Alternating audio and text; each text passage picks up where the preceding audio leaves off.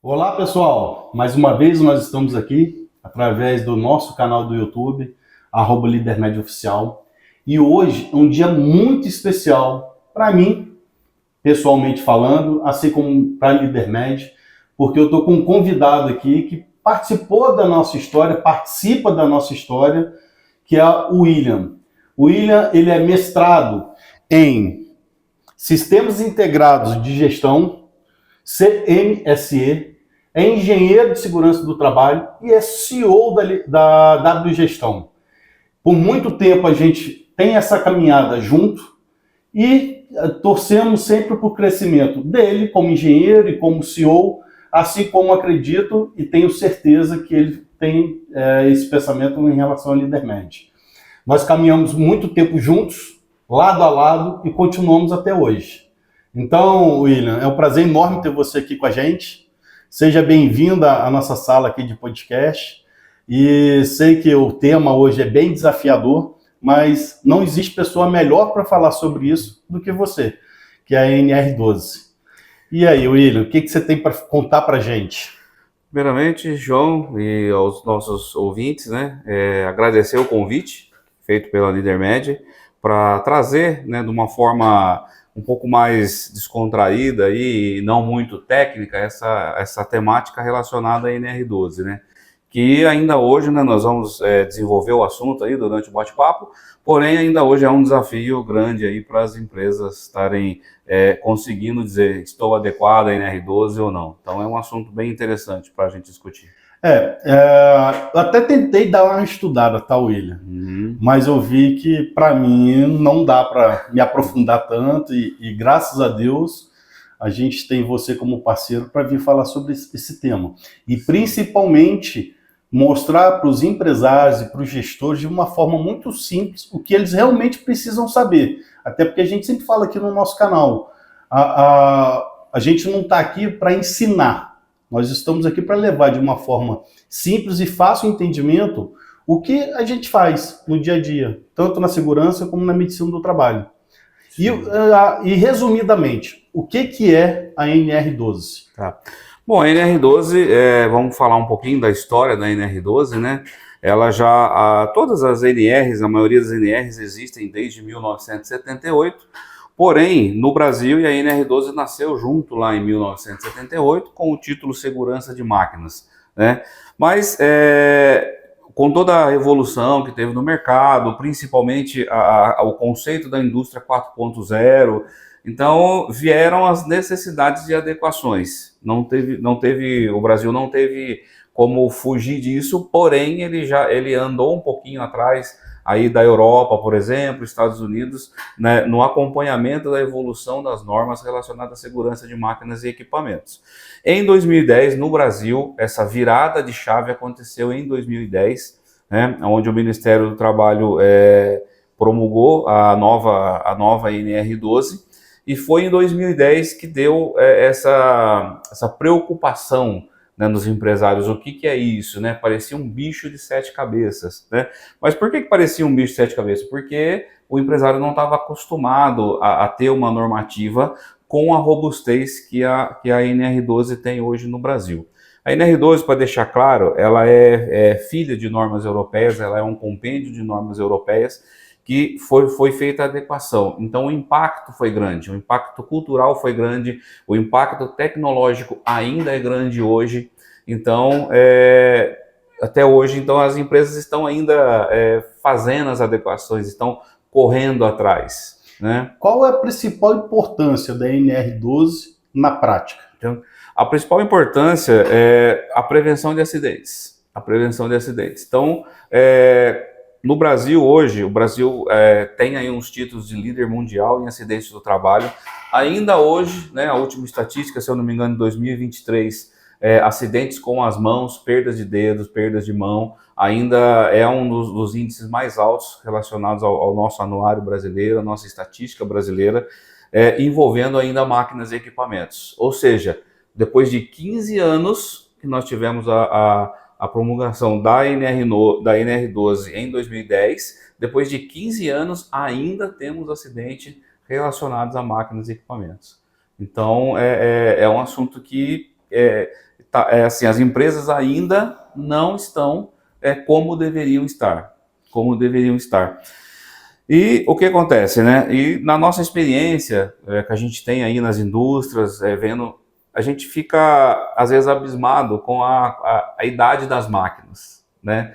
O nosso parque fabril hoje tem uma idade média de 20 a 30 anos, né, das máquinas. Claro que com as novas tecnologias, já estão vindo adequadas, né? Até em outros fatores, não só a segurança, como consumo de energia, né, menos gasto com manutenção. Então, tudo isso já vem mais adequado, vem mais palpável ali para o empregador conseguir fazer esse investimento. Porém, a maioria ainda temos um parque aí bem antigo de máquinas aí, cujo desafio e toda essa preocupação com o NR12 vem do investir naquela adequação ou comprar uma nova. Então, eles esbarram nisso aí. E aí, a norma parece que é uma barreira, né? Quando se fala nisso. E daí, William, qualquer máquina, ela está à mercê da NR12? Qualquer uma? Não, existem algumas separações, algumas particularidades na NR12, né? Ela é basicamente máquinas eletroeletrônicas e máquinas estacionárias. Então, por exemplo, o nosso liquidificador não é aplicável? Não é aplicável a NR12 porque ele atende uma norma tipo C específica para eletrodoméstico, por exemplo. Então, agora, quando a gente fala de máquinas industriais, vamos dar um exemplo, um torno CNC, ou um torno convencional, uma furadeira de bancada. Então, isso aí são máquinas industriais, envolvidas nos processos industriais, estão à mercê da NR12. Então, são máquinas industriais. Eletrodomésticos não estão à mercê. Ferramentas manuais também, por exemplo, uma lixadeira, furadeira, também não estão à mercê da NR12. Elas são máquinas que têm normas específicas e a conceituação de segurança já é feita na fabricação daquele tipo de máquina. E a NR, você como mestre, como especialista da área, o que ela fala em relação à documentação que a empresa precisa ter? Ok.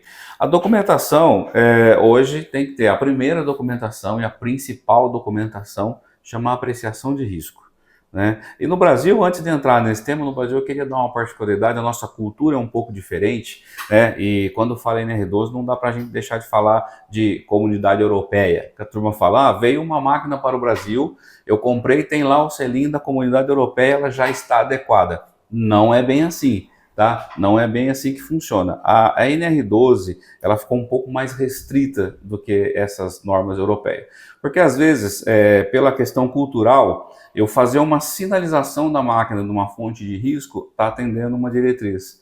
Né? No Brasil, não, eu preciso colocar um sensor ali, senão a pessoa vai sofrer o acidente, o trabalhador pode sofrer o acidente. Então, a primeira documentação que a empresa deve ter é a apreciação de risco, o inventário, né, de máquinas e a apreciação de risco. A apreciação de risco vai dizer para ele qual o nível de segurança que está aquele equipamento, se existe alguma necessidade de adequação ou não. Então, se eu for importar uma máquina, eu tenho que fazer esse documento. Até porque onde ela é produzida, a legislação não é a mesma que a nossa. É isso? Exatamente. A legislação não é a mesma, mas na comunidade europeia, alguns padrões podem ser padronizados. Só que na Europa, eles não têm essa cultura de disponibilizar a apreciação de risco. A máquina vem, na comunidade europeia, a responsabilidade pela segurança da máquina é do fabricante. Então, o fabricante ele põe no mercado europeu uma máquina, aquela máquina tem uma certificação de que ela já é produzida dentro de todos os requisitos de segurança. E no Brasil, não. No Brasil, a responsabilidade da máquina é do dono da máquina. Né? Essa é uma realidade dura, mas nós temos que encarar ela. Então, a responsabilidade é do dono da máquina. Né? E se a importação for da China? Entendeu? Se a importação for da China, tem que tomar cuidado. Nós temos vertentes aí, porque na China a gente tem produto também de primeira linha e tem os produtos de alguma qualidade duvidosa. Tá? Então, se você vai importar uma máquina da China, primeiro, chegou a máquina aqui, chama um especialista, faça uma apreciação de risco, certamente terão itens para adequar. Né? Por quê? A gente pega, por exemplo, um sensor de segurança como esse, tá? Ele vem aqui, é um sensor de segurança, ok. Então, aquela máquina que veio da China tem uma porta monitorada aqui por uma chave de segurança, que abriu a porta, a máquina para, ou ela trava, não abre com a máquina em funcionamento, etc. Porém, para ser considerada no sistema de segurança essa chave, ela tem que ter uma certificação. Então, não é, a gente chama assim, não é uma chave de geladeira, né? Não é um sensor de geladeira. Então, ela tem que ter uma certificação. E aí, a gente tem alguns clientes que a gente trabalha com importação, para fazer a conformidade de importação. Então, a gente vai lá, faz a inspeção, a gente verifica que ela não é certificada para segurança. É um sensor comum e essa falta de certificação de um sensor desse não faz com que a máquina chegue na categoria de segurança que tem que chegar. Então, deixa eu ver se eu entendi bem. Todas as vezes que foi importada alguma máquina, é interessante chamar um engenheiro como você para poder analisar, fazer toda a documentação e fazer toda a adequação necessária, é isso? Exatamente, né? A gente faz a apreciação de risco, né? Depois da apreciação de risco, faz um projeto eletromecânico de adequação, a implantação, teste e validação e depois o laudo de conformidade. Então, máquinas importadas, sem exceção, tem que ter essa documentação. É essa documentação que a fiscalização pede quando vem da empresa. Olha, a máquina que está adequada. O auditor fiscal, ele até vai na máquina, ele verifica, tem um sensor, tem um botão de emergência e ele pede a documentação. E é essa documentação de conformidade que a empresa tem que apresentar. E aí, assim, enraizando um pouco mais aquela cultura de que a responsabilidade é do dono da máquina. E se eu for um produtor de máquina, para poder exportar, eu fico à mercê também da NR12? Não, para exportação não. A NR12 tem um parágrafo específico que você não precisa seguir a diretriz da NR12 de exportação. A recomendação é que você analise a legislação local, né, do país que você vai exportar e siga a legislação local, né? Então, para exportação, existe um alívio aí da NR12 referente a isso. É basicamente o mesmo critério. O dono que tem que ter a documentação.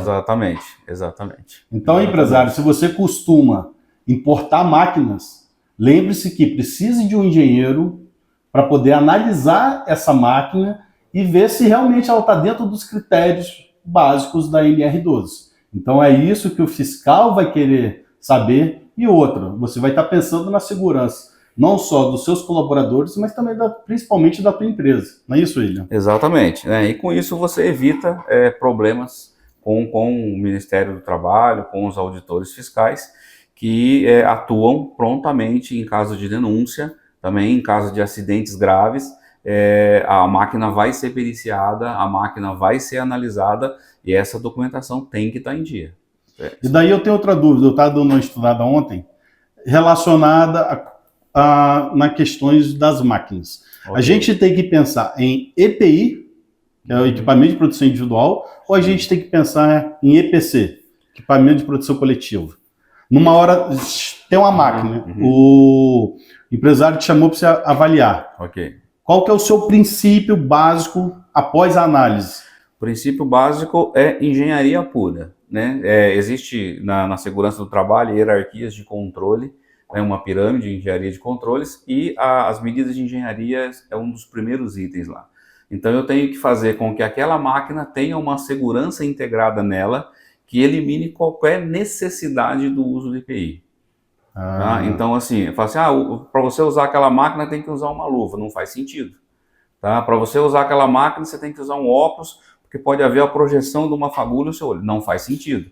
Então hoje, quando a gente falar de segurança de máquina, é uma segurança integrada na máquina, que nasceu lá no projeto, que veio da apreciação de riscos, que pode, em vários processos, em vários clientes, a gente tirou a necessidade de qualquer tipo de EPI, porque a máquina, a segurança está integrada nela. Ou nela ou no processo. Da mesma forma em relação ao ruído.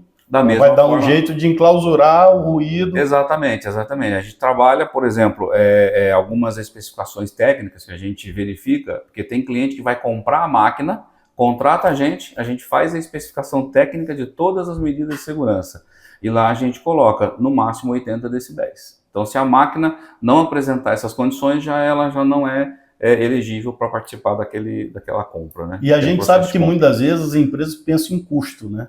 Exatamente. Só que se fizer um serviço desse bem feito, ele vai reduzir o custo que ele vai ter em caso de acidente, ele vai reduzir a questão de riscos ergonômicos, ele vai reduzir o custo com EPIs. Exatamente. Então, é um investimento. E a probabilidade de uma multa pelo Ministério do Trabalho também praticamente zero. Então é um investimento. É um investimento. É um investimento, sem dúvida nenhuma. Né? De forma preventiva, você acaba, quando você integra essa segurança ao equipamento, vários fatores aí você consegue uma redução de custo, baixar bastante isso aí na parte operacional. Porque a ergonomia também vai ser analisada. A ergonomia vai ser analisada, exatamente. Quando a gente faz análise da máquina, ou análise do projeto da máquina, ou análise do projeto de adequação, por exemplo, a gente tem lá o painel que a gente chama de IHM, que é a interação homem-máquina. Então, todos os fatores relacionados à interação homem-máquina é feito tudo dentro das medidas, por exemplo, altura, distância, campo de visão. Tudo isso é feito na apreciação de risco para verificar se está dentro das características ali da operação. Que legal. E na sua realidade hoje, como que está o Brasil, os empresários brasileiros, perante essas adequações? Ok. Temos também algumas vertentes aí, né? Grandes empresas hoje estão caminhando para a adequação. Né? E olha só o que eu falei, caminhando, né? O verbo está no gerúndio. Não chegaram lá ainda. Tá? Hoje, eu não conheço nenhuma empresa que possa falar que 100% das minhas máquinas estão adequadas. E essas empresas que hoje ainda fazem alguma coisa, né, são as grandes empresas, as grandes corporações, as multinacionais. E ela tem lá o serviço de segurança do trabalho dela próprio, então esse trabalho tem se desenvolvido um pouco mais. Okay? Nas empresas em que você não tem o apoio do SESMID lá dentro e o empresário não busca uma consultoria ou não tem essa informação da importância da NR12, alguns casos estão praticamente parados. Né?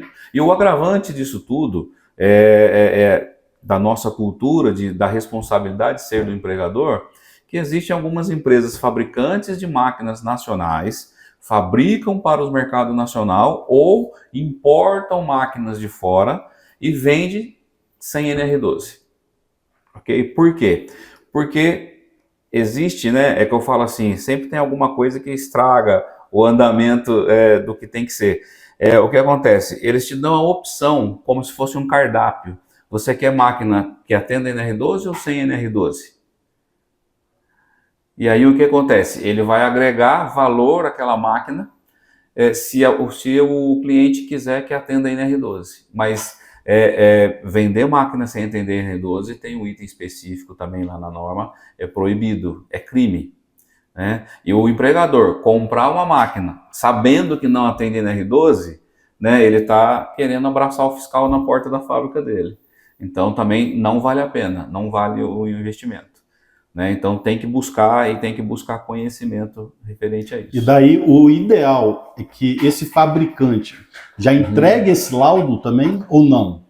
Sim, ele vai e comunica que está dentro do padrão, mas não entrega nenhum laudo. Tem que entregar um laudo. Não, ele tem que entregar um laudo, né? E desse laudo com a apreciação de risco, projeto elétrico, projeto mecânico relacionado ao sistema de comando de segurança. E ali tem uma declaração, né, do profissional habilitado no final desse laudo atestando que a máquina atende os requisitos de segurança. Né, com uma RT recolhida, que a gente chama de nacionalização da máquina, né, um processo de nacionalização, onde ela passou por uma inspeção, foi aprovada e está ok, pode usar. Né? E em alguns casos, a gente recebe a máquina importada, não está adequada, aí o trabalho para ali na apreciação, depois vem o projeto, a adequação e a gente faz o laudo final. O importante é ele ter a certeza de que está adequada. E a NR12 preconiza treinamento também, né? Sim, treinamento fundamental. Treinamento é fundamental. O treinamento é um treinamento básico, você pode fazer ele, a norma não determina a carga horária, depende um pouco da complexidade da máquina, mas eu acho que no mínimo 8 horas, um dia ali bem aproveitado, um treinamento feito na realidade da empresa, sobre as máquinas da empresa, né? Por isso que tem que tomar cuidado também com a questão do treinamento, que você contrata uma empresa para fazer o treinamento, ela vem com um conteúdo que às vezes não é da sua realidade. Então, o importante é falar sobre o quê? As suas máquinas e os sistemas de segurança que tem nas suas máquinas, né? Além do conteúdo mínimo que a norma pede, né? E também tem uma pegadinha na NR12, que até uns clientes que a gente foi fazer uma auditoria recentemente, né? Por exemplo, né? Máquinas injetoras. João, máquinas injetoras já não é o mesmo conteúdo programático do anexo 2 da NR12. Né? Tem cargas horárias específicas e conteúdos programáticos específicos. Então, isso chama a atenção do quê? De fazer um treinamento com um conteúdo programático e numa carga horária ideal, compatível com a complexidade da máquina que você tem. Então, tem que tomar cuidado. Então, o ideal na hora do empresário botar o treinamento para a sua equipe é que antes chame o profissional para conhecer a máquina. Conhecer o parque de máquina deles, verificar a complexidade, e esse profissional vai auxiliar ele até na carga horária necessária para fazer, né? E o importante, né? Agora sim, se ele não tiver uma máquina adequada, aí vai ficar complicado fazer esse treinamento, né? A gente tem que fazer o treinamento em cima de máquina adequada. Então, comprar uma máquina não adequada ou continuar com o seu parque de máquina não adequado, você impacta até na qualidade do treinamento, na eficácia do treinamento. Não faz muito sentido a gente ver. Tem uma vertente também da NR12 que a gente fala assim, o empresário, ele quer a empresa dele adequada à NR12 ou ele quer só a máquina dele adequada à NR12? Porque tem uma diferença também, né? Então a NR12, ela é dividida em questões técnicas e questões administrativas, né? Dentro de questões administrativas, nós temos os procedimentos operacionais padrão e nós temos o procedimento operacional padrão e nós temos a parte do treinamento. Então, não adianta assim, tem uma máquina adequada, funcionário não treinado e não tem um procedimento operacional. Então, ele precisa ter máquina adequada, procedimento operacional e treinamento operacional. Essas três pilares aí, eu posso dizer que a empresa está adequada em NR12. Que legal. Então, escutamos um pouco sobre maquinário, sobre laudo, sobre treinamentos, do que realmente a sua empresa precisa ter, se tem esse tipo de maquinário, para a segurança sua e para a segurança dos colaboradores.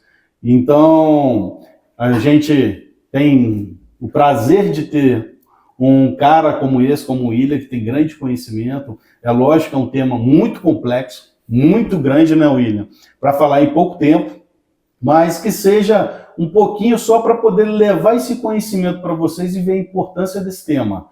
Então, William, gratidão por estar aqui com a gente hoje. Foi muito legal esse bate-papo. Nós vamos continuar o bate-papo, vamos falar um pouco de perícias também no próximo episódio. E para vocês aí que tem alguma dúvida, que tem alguma crítica, que queira fazer algum elogio, algo do tipo, mande para a gente, que é um prazer ter vocês nos seguindo, nos acompanhando. Então curta, compartilha esse vídeo aí com o pessoal aí, tá? William, alguma coisa a mais para dizer? Fase final. Agradecer a oportunidade e tá levando essa informação para as pessoas, né? Empresário que tem aí a sua empresa, tem as suas máquinas, consulte, faça uma consultoria, né? Não fica com receio de, vai ficar muito caro, não quero mexer com isso. Faça uma consulta, pelo menos para você saber o que fazer, como fazer. A gente consegue ajudar nisso, né? Dê o primeiro passo, não fique esperando um problema ou uma autuação do Ministério do Trabalho, porque aí vai ficar um prazo mais curto, tá? Tem um recado importante sobre isso, né? Que às vezes o empresário não dá o primeiro passo, ele espera a fiscalização vir. Então, por exemplo, ele tem lá 30, 40 máquinas, o Ministério do Trabalho vai dar para ele 180 dias para ele adequar. 180 dias, será que financeiramente ele está preparado para bancar isso? Ao contrário, se você prevenir, chamar uma consultoria, fazer o processo de apreciação de risco, desenvolver um cronograma de adequação, a autuação vai se adequar, pode se adequar ao prazo que você definiu no seu plano. Então é você agindo de forma preventiva referente a isso. Então é isso aí, William. Gratidão mais uma vez.